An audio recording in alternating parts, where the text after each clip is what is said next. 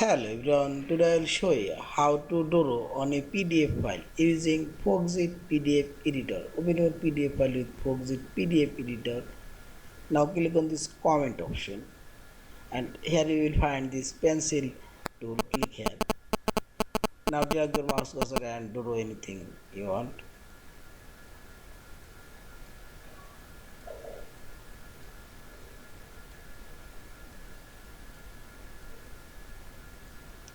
And so on.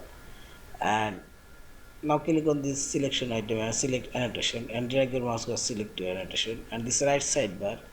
Here you can modify your drawing color. You can change here red color. Also you can change transparency and this line thickness. You can increase it and so on. And also you can add your custom color. Yeah, this is and is eraser tool and you can modify any unnecessary drawing and see this.